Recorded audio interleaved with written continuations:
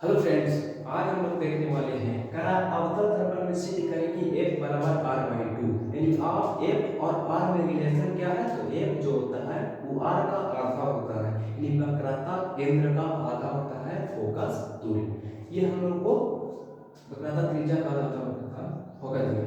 तो यहाँ पर हम लोग सिद्ध करना है। अगर हम बताओ ये कौन सा दर्पण है, तो अवतल दर्पण कहेंगे आप लोग प्रतिबिंब बनने के कंडीशन में बताए पढ़े होंगे कि जब कोई किरण, ये क्या है, ये है मुख्य अक्ष या प्रधान अक्ष यहाँ पर पोल है।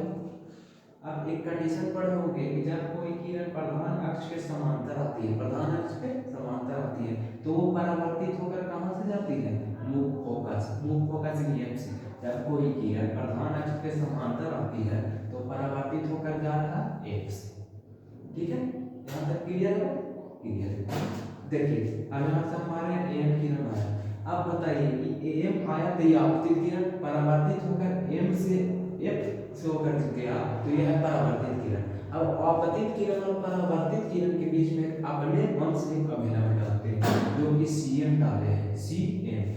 तो बताइए अभिलंब और आपतित किरण के बीच का कोण बनेगा आपतन कोण, जो कि आई, और अभिलंब और परावर्तित किरण के बीच का कोण बनेगा परावर्तन कोण, जो कि r है।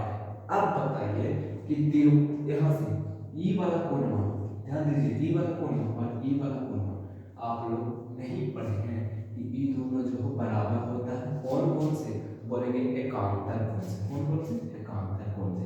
अगर ई और ई बराबर हो गया, यानी ई आई और ई आर, और आई और आर जो होता है वो बराबर होता है, आई और आर क्या होता है, बराबर। इसका मतलब ये है कि ई बराबर हो गया, और कोई त्रिभुज में अगर दो कोण बराबर हो जाए तो वो त्रिभुज समद्विबाहु होता है। इसका मतलब एम सी एफ जो है समद्विबाहु है, और समद्विबाहु का मतलब होता है जो कोण उसका बराबर है उसके सामने वाला भुजक बराबर हो जाएगा। यानी इसके सामने ई और इसके सामने ई, यानी एम एफ और बराबर हो जाएगा सी एफ के। समीकरण फर्स्ट ध्यान दीजिएगा, एम सी ए समद्विबाहु है। क्यों? क्योंकि इसके दो कोण बराबर है, दो कोण बराबर है, दो भुजा भी बराबर होगा, एम ए बराबर सी ए। यहाँ तक क्लियर है? तो कहेंगे हाँ जी सर क्लियर है। अब यहाँ पर बात ये आता है कि हम लोग को ये समझना है कि एम जो है वो पी के अत्यंत निकट मानना है। ध्यान दीजिएगा, बहुत समझने वाला बात है। एम जो है पी के निकट मानना है। अगर निकट का मतलब पी पे सट ही जाएगा एम, इसका मतलब एम एफ बराबर हो जाएगा पी एफ के। लिखेंगे एम पी के निकट हो तो क्या हो जाएगा, एम एफ बराबर हो जाएगा पी एफ के। एम एफ बराबर हो जाएगा पी एफ के। समीकरण सेकंड।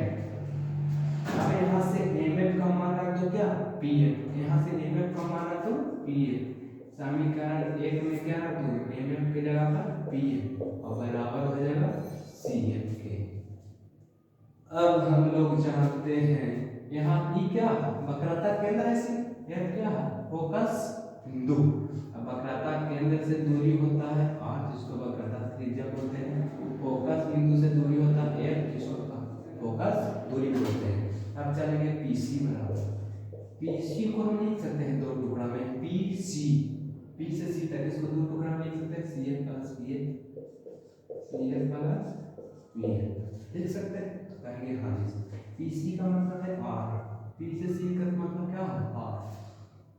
अब बताओ पी एफ सी एफ के बराबर है, यानी सी एफ की जगह पर पी एफ लिखेंगे plus P F. P F और पी एफ का है, पी एफ दो पी एफ, और एक पी एफ का मतलब होता है एफ, तो 2pf का मतलब 2f।